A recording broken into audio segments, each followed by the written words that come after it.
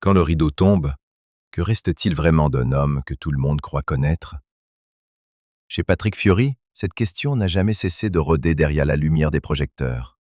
Patrick Fiori a chanté l'amour, la fidélité, les racines et la famille pendant des années. Mais au moment où la salle se vide, c'est une autre vérité qui apparaît, plus nue, plus troublante, presque vertigineuse. Il faut d'abord écarter un malentendu parce qu'il dit déjà beaucoup sur la mécanique qui entoure Patrick Fiori. À ce jour, les sources consultées confirment sa séparation d'avec Ariane Quatrefages en 2022, sa relation avec Charlène depuis cette période et la naissance d'un troisième fils, Ange, le 8 mars 2023, mais elle ne confirme pas un mariage officiel avec Charlène. Autrement dit, ce que l'on peut raconter sérieusement, ce n'est pas 3 ans de mariage, mais bien 3 années d'une nouvelle vie sentimentale reconstruite après une rupture majeure. Et c'est peut-être là que commence le vrai récit, pas dans les applaudissements, pas dans les refrains devenus patrimoine populaire, pas même dans l'image du coach rassurant de The Voice Kids.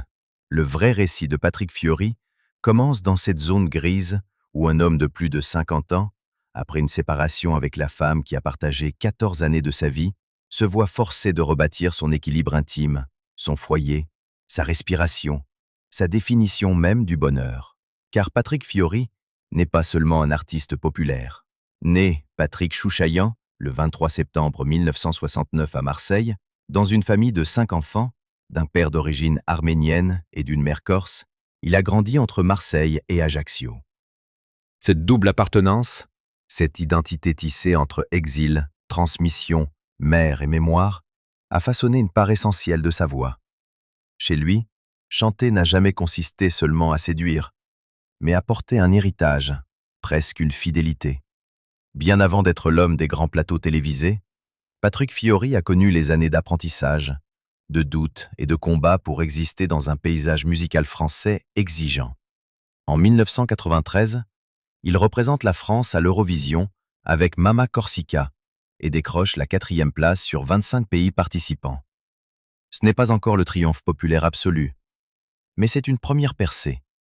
Un jeune chanteur venu du Sud, habité par la Corse, est déjà capable de transformer une chanson en déclaration d'identité. Puis vient 1998, et avec 1998, l'explosion. Le rôle de Phébus dans Notre-Dame de Paris l'arrache à la seule reconnaissance des initiés pour le propulser dans l'imaginaire collectif. Aux côtés de Garou et Daniel Lavoie, il interprète Belle, chanson sacrée lors des Victoires de la musique 1999, devenue l'un des symboles de cette époque où la comédie musicale française redevient un phénomène de masse. C'est le moment où Patrick Fiori cesse d'être prometteur pour devenir incontournable. Mais c'est souvent après les fulgurances que commence la partie la plus difficile. Durer. Or, Patrick Fiori a duré. Depuis le milieu des années 1990, il a construit une carrière solo remarquablement régulière, nourrie d'albums, de tournées et de collaborations prestigieuses. Jean-Jacques Goldman devient à partir des années 2000 l'un de ses partenaires artistiques majeurs. Patrick Fiori apparaît alors comme l'un des interprètes les plus solides de la chanson populaire française, entre chaleur, pudeur et efficacité mélodique. Cette stabilité artistique explique sans doute pourquoi le public a souvent voulu croire que sa vie privée suivait le même tracé, paisible, maîtrisé, presque exemplaire. Il y a eu les histoires connues, ou du moins abondamment commentées, avec Lara Fabian puis Julie Zenati. Ensuite, il y a eu le mariage avec Ariane Quatrefages en juin 2008, puis la naissance de leurs 2 fils, Sévan en 2009 et Gabin en 2014. Pendant longtemps, cette image familiale a semblé former le socle d'une vie ordonnée, comme si Patrick Fiori avait enfin installé son port intérieur. Lui-même n'a jamais caché l'importance immense de la paternité. Des reprises de presse citant ses propos à Idol Mag rappellent qu'il plaçait la famille au-dessus de tout, affirmant en substance que la musique est magnifique, mais que sa priorité reste la famille. D'autres médias rapportent aussi cette phrase bouleversante. Il aurait commencé à exister le jour où son fils est né. Ce détail est capital, car il éclaire tout le reste. Chez Patrick Fiori, la gloire n'a jamais remplacé le besoin d'un ancrage affectif profond. Et pourtant, les apparences ne disent jamais tout. Derrière l'image du chanteur chaleureux, il y a depuis longtemps une fragilité qu'il a lui-même laissé entrevoir. En mars 2025, il confiait que le moment le plus compliqué n'était pas la scène, mais l'après. Ce moment où l'on quitte le bruit, où l'on ferme une porte de chambre d'hôtel et où l'on se retrouve seul avec l'écho des applaudissements encore dans la tête. Cette solitude-là, disait-il, il ne s'y faisait pas vraiment. Voilà une confidence qui change tout, parce qu'elle déchire le cliché du chanteur comblé par l'amour du public. Cette phrase agit comme une clé de lecture rétrospective. On comprend alors que la popularité, loin d'éteindre les fêlures, peut parfois les agrandir. Plus un artiste est aimé, plus le contraste entre l'ivresse collective et le retour au silence peut devenir cruel. Patrick Fiori a longtemps incarné la chaleur, la proximité, la fraternité presque familière. Mais cette fraternité scénique n'empêche ni la fatigue nerveuse, ni la sensation de vide, ni l'angoisse discrète qui s'installe quand les lumières s'éteignent. À cette vulnérabilité émotionnelle s'ajoute un autre trait, plus intime encore, que la presse française a souvent relevé: son rapport quasi obsessionnel à l'ordre. En 2023, Pio People rappelait une ancienne confidence où Patrick Fiori décrivait lui-même une manie du rangement poussée à l'extrême, parlant d'un comportement qui frise parfois l'armée.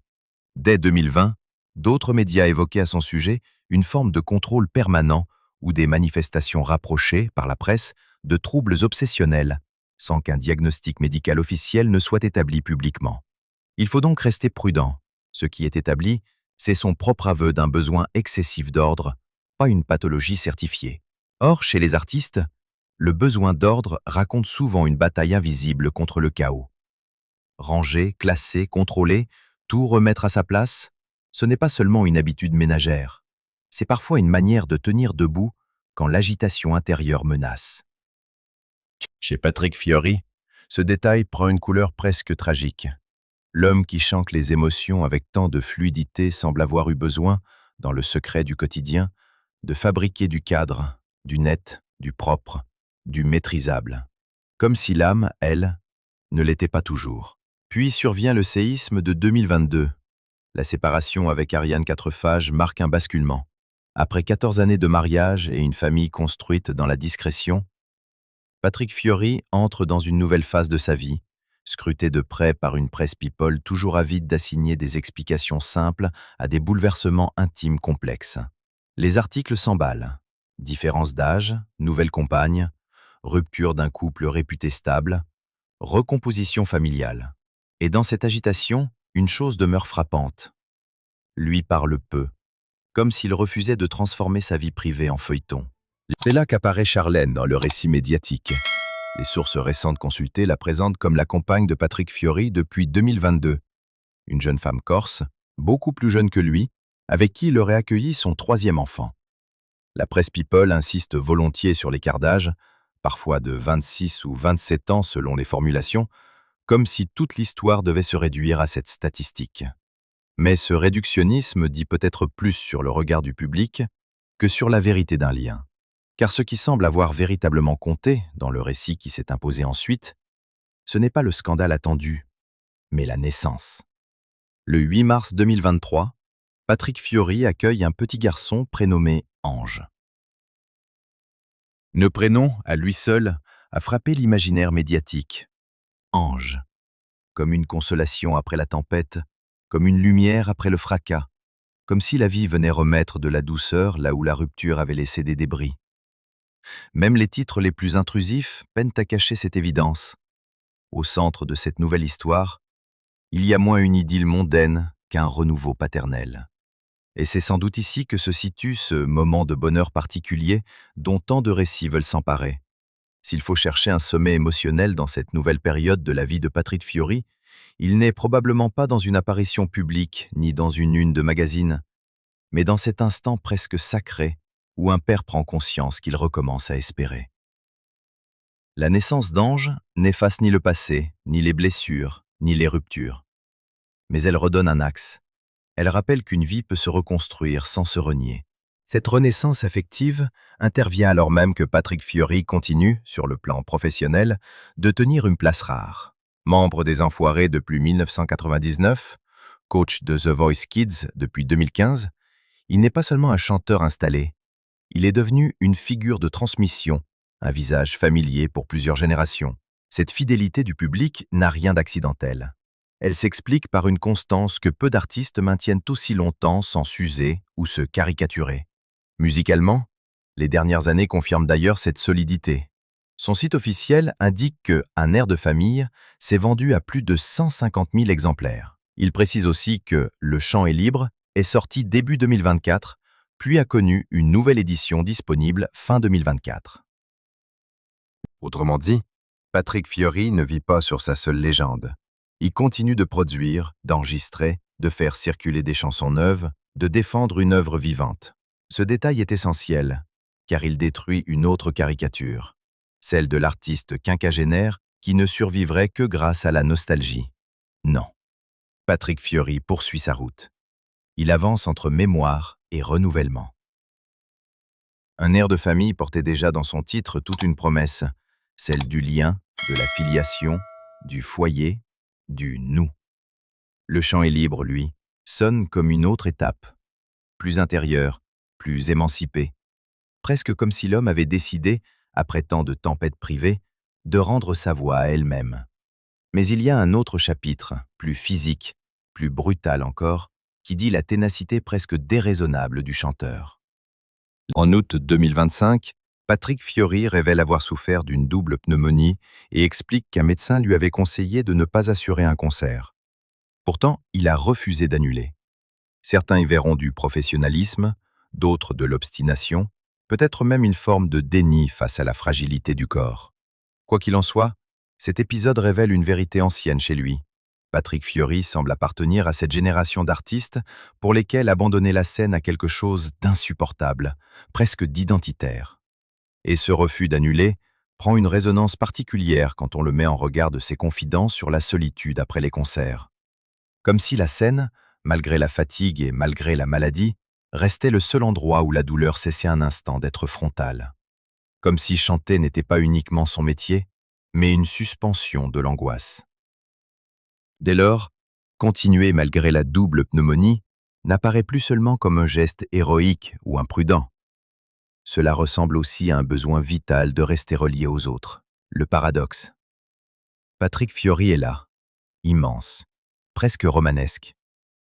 D'un côté, un homme très exposé, très aimé, inscrit dans l'histoire de la variété française, porté par des tubes, des duos, des émissions populaires, des tournées, des causes collectives comme les Enfoirés.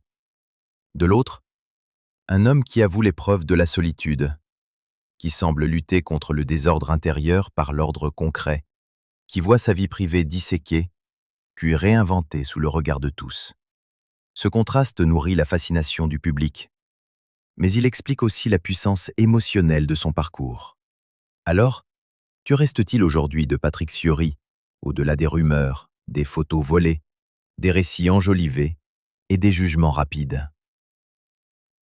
Il reste un homme qui a traversé le succès sans quitter ses racines. Un père pour qui la naissance d'un enfant semble avoir redéfini l'échelle des priorités.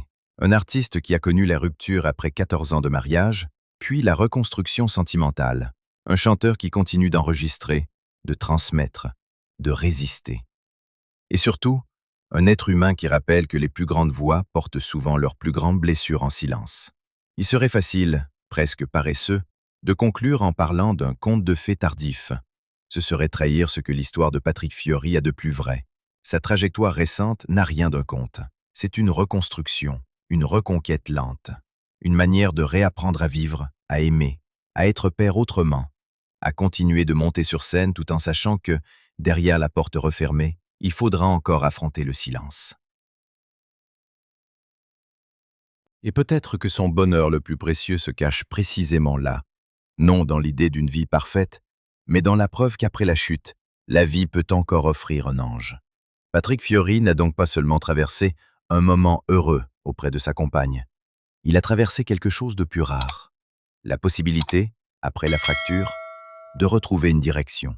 Sous les projecteurs, cela ressemble à une renaissance.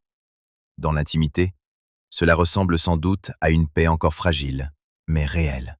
Et c'est pour cela que son histoire continue de toucher, parce qu'elle ne parle pas seulement d'un chanteur célèbre, mais de ce combat universel entre les blessures du passé et le courage de recommencer. Et plus on observe cette trajectoire, plus une autre question surgit, presque dérangeante. Patrick Fiori a-t-il trouvé le bonheur ou a-t-il simplement appris à mieux cacher ses blessures? Car chez lui, tout semble fonctionner par contraste. L'homme qui rassure des enfants sur le plateau de The Voice Kids est aussi celui qui a reconnu que les heures les plus difficiles arrivaient après le spectacle, quand tout s'éteint et que le silence devient impossible à fuir. L'artiste qui offre au public des chansons de rassemblement, de mémoire et de tendresse est aussi un homme que la vie privée a exposé, parfois jusqu'à l'étouffement, au point de transformer chaque changement amoureux en affaire publique. C'est peut-être cela, au fond, qui rend son histoire si profondément humaine. Patrick Fiori n'avance pas comme une figure lisse, figée dans une gloire ancienne. Il avance comme quelqu'un qui a dû accepter de perdre une forme de stabilité pour en reconstruire une autre. Le divorce avec Ariane Quatrefages en 2022 n'a pas seulement tourné une page sentimentale. Il a sans doute marqué la fin d'un monde intérieur, celui d'un équilibre qu'il croyait durable, celui d'une organisation familiale qui avait longtemps représenté son refuge le plus solide. Puis, presque aussitôt, la vie l'a forcé à réinventer ses repères, sous les regards, sous les commentaires, sous cette curiosité publique parfois cruelle qui exige toujours des explications simples à des drames complexes. Et pourtant, Patrick Fiori n'a jamais donné l'impression de vouloir régler ses comptes avec le passé. C'est là une autre singularité de son parcours.